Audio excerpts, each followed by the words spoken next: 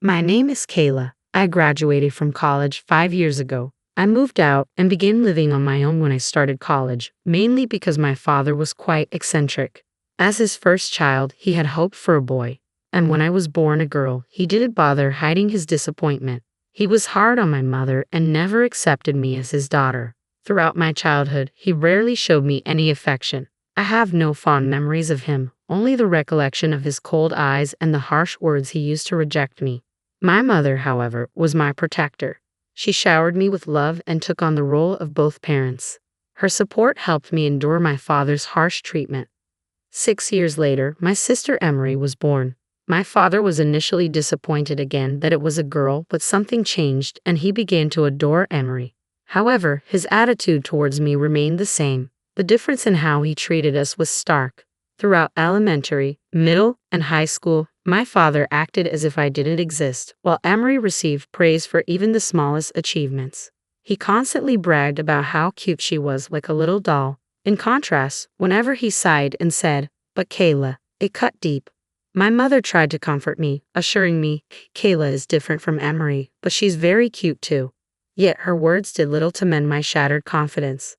Upon entering college, I made the decision to move out and live independently. While I cherished my mother, I harbored no affection for my father, who displayed no interest in me. The thought of continuing to reside under the same roof as him was unbearable. Reluctantly, he covered my college admission fee but made it clear he wouldn't assist with tuition or living expenses, reserving any available funds for Emery. Left to fend for myself, I relied on scholarships and part-time jobs to make ends meet, leaving little time for the typical joys of youth. My college days were consumed by a relentless cycle of studying and working with scant connection to my family. Although my mother reached out sporadically, there was no communication from my father or Emery, and I didn't initiate contact either. As I embarked on the job hunt post-graduation, my primary focus was on the salary.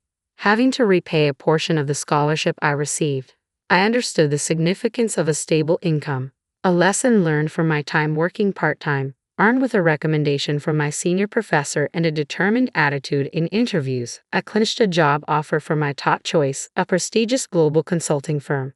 While my mother celebrated my success as if it were her own, my father and Emery remained indifferent. Despite bracing myself for their lack of reaction, it still left me feeling isolated and hollow. Achieving the sense of fulfillment isn't as straightforward as one might think, is it?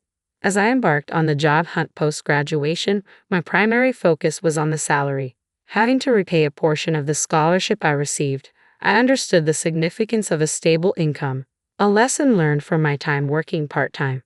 Armed with a recommendation from my senior professor and a determined attitude in interviews, I clinched a job offer from my top choice, a prestigious global consulting firm. While my mother celebrated my success as if it were her own, my father and Emery remained indifferent. Despite bracing myself for their lack of reaction, it still left me feeling isolated and hollow. Achieving the sense of fulfillment isn't as straightforward as one might think, is it? Amidst my flourishing career, I received an unexpected call from my father, someone I hadn't heard from in years. His voice was curt as he delivered the news. "Your mother's had an accident. She's paralyzed on one side. You need to come home and take care of her." Shock reverberated through me at the mention of my mother's condition. I realized then that my father, unaware of my job, assumed I was idling away my days. But beyond his assumptions, my concern was solely for my mother's welfare. Reluctant to leave my career behind, yet driven by a deep-seated urge to assist my beloved mother, I knew I had to return home. I promptly applied for remote work at my company, grateful that my global employer was progressive in embracing telecommuting. With the infrastructure already in place, I decided against terminating my apartment lease, deeming it prudent to retain it despite the seeming wastefulness of paying rent. Thus, I returned to my family home, bringing only essentials. Nearly a decade had passed since I left for college. Witnessing my mother's condition firsthand was sobering. Her paralysis rendered her unable to walk unaided. Thankfully, her mental faculties remained intact, allowing her to converse normally. Yet her immobilized form bore the unmistakable signs of discomfort. I mustered the courage to confront my father regarding his prolonged silence in the months following my mother's accident and subsequent home care. His response was as cold and indifferent as ever, telling you would it change her condition. I reached out now out of necessity. While I understood my limitations in aiding my mother's recovery, I couldn't fathom a father withholding such crucial information from his daughter for months after my mother's immobility. The state of the house was distressing. Chaos reigned with clothes scattered, dishes overflowing in the sink, and rooms engulfed in dust and debris. It was evident that my mother's care had been woefully overlooked, her back now marred by painful bed sores. While I held no expectations of my father, Emery, who was supposed to reside there as well, puzzled me. What had she been doing?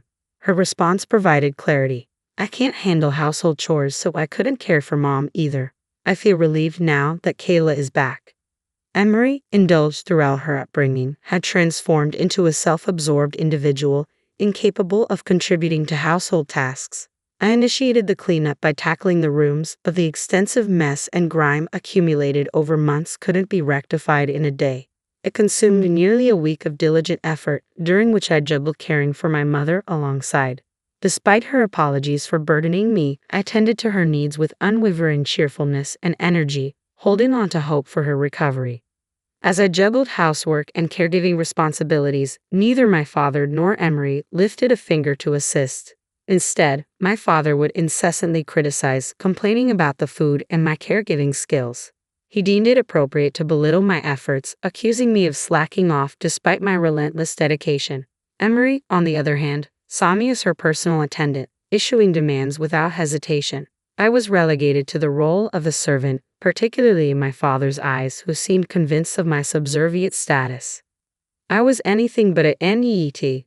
Despite primarily working from home, my days were filled with towel work, household chores, and caring for my mother. Yet in my father's eyes, my presence at home made me seem like a recluse. Despite towel work being my primary mode of work, I still had to make regular trips to the office. Upon returning home, my father would often meet me at the entrance, his accusations ringing with anger. You're nothing but a shut-in NET, yet you're out and about. Take better care of the house. His words reverberated through the walls, followed by Emery's derisive remarks from behind him. Seriously, you're so useless, always out playing around. I felt drained. Every time I stepped out for work, I faced a barrage of insults and sarcasm from both of them. Seeking solace, I often retreated to my maintained apartment, relishing the tranquility before returning home. Maintaining this space proved to be a wise decision. However, the unreasonable demands and relentless mistreatment from my father and Emery intensified with each passing day. My father, who pushed me relentlessly, now demanded financial contributions, assuming I must have savings despite being labeled an AET. Meanwhile, Emery, who contributed nothing to the household, shamelessly begged for pocket money, citing frivolous outings with friends. What role did I play in their eyes? Certainly not that of a daughter or a sister. The painful days persisted. On one occasion, Emery erupted in a frenzy, accusing me of misplacing her ring, completely unaware of its whereabouts and uninterested in her belongings due to our differing tastes. I denied any knowledge of it. Injured by my response, she barged into my room, and though I was slow to react, I followed her inside. To my dismay, I overheard her triumphant declaration from within. Look, here's the ring. Kayla must have stolen it. Emerging from the room, Emery pointed an accusatory finger at me, her voice laced with indignation. I knew for certain that the ring hadn't been in my possession. Emery had orchestrated a trap, a form of retaliation for refusing to provide her with pocket money. Hastening to inform my father, who had just returned home, Emery embellished the tale, painting me as a thief. Stealing from your own sister. Truly despicable, my father chastised, refusing to entertain my explanations. Emery, seizing the opportunity, added her own disdain, threatening to expel me from the household if not for my mother's care. Thus, I found myself unjustly branded as a thief. During dinner one evening, my father suddenly erupted into a rage, the cause unbeknownst to me. He launched into a tirade, hurling insults my way for my perceived incompetence in household chores and cooking, and for my failure to contribute financially. He dismissed my current work as insufficient, labeling me as nothing more than a shut-in. His anger escalated as he threatened to destroy my plaything. My heart sank as I realized he meant my computer, my indispensable tool for work. Rushing to my room, I intercepted him just as he was about to act, shielding my cherished companion from harm. All the while, Emery observed from the sidelines, a smirk playing on her lips. As my physical and emotional reserves dwindled, my mother peacefully passed away. Despite her gratitude for my care, she suffered witnessing the treatment I endured from my father and Emery. Drained of strength, my heart fractured, leaving me numb to tears. While I mourned, my father and Emery showed no sorrow, viewing her passing as a mere inconvenience. Though our lack of tears united us, our sentiments couldn't be more divergent. After a quiet funeral, my father summoned me to the living room, delivering a cold ultimatum. Your mother's gone, and you're no longer needed. Leave immediately. We have no use for a useless NEET.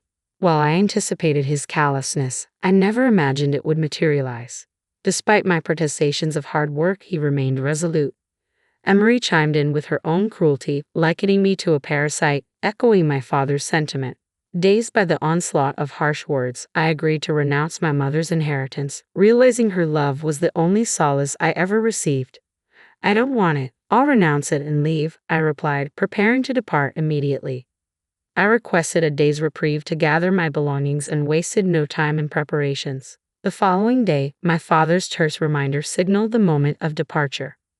Are you ready to leave? Make it quick. With resolve, I declared my departure, severing ties with both the house and its occupants. Loading my scant possessions into the taxi I had arranged, I couldn't help but notice how few belongings I truly possessed. Returning to my parents' home after 9 years felt surreal, yet this departure held finality. I knew I would never return. Despite the emptiness of my time there, I found solace in knowing I had done what I could for my mother. Returning to my maintained apartment, I initiated the transition from telework to a conventional office setup.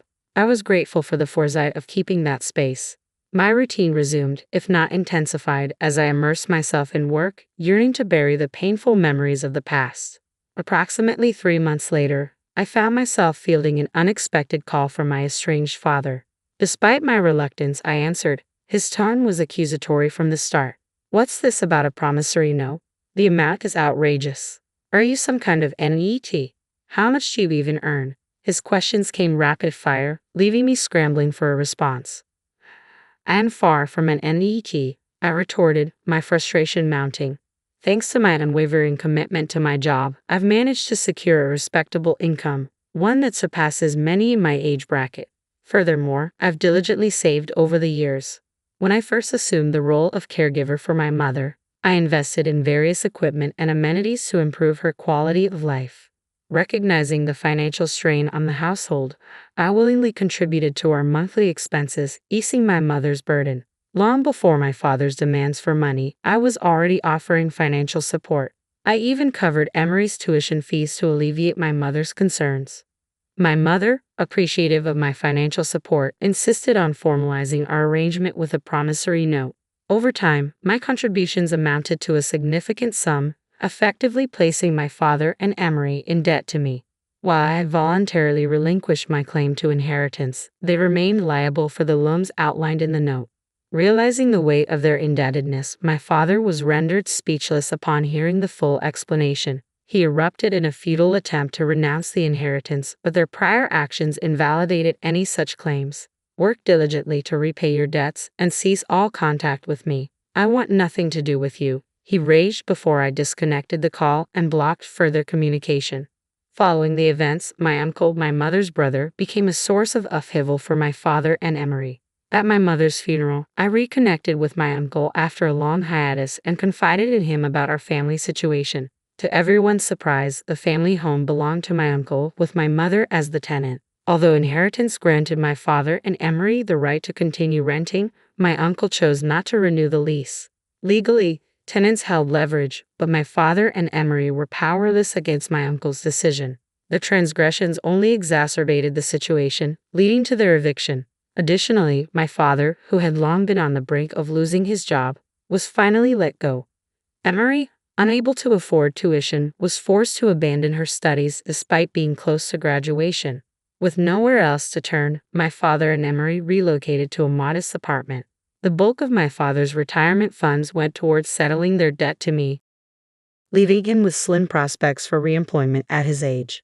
Emery, now a college dropout, faced uncertainty in securing meaningful employment. Thus, they found themselves on the precipice of becoming NETs, confined to a dim and cramped space. Through my determined efforts, I managed to secure new clients and spearhead innovative projects. My dedication did not go unnoticed as I earned a promotion to become the first female division head in the company's history. While it's regrettable that it took this long for a global corporation to appoint a woman to such a position, I am committed to paving the way for future generations and fostering a more inclusive environment within the company.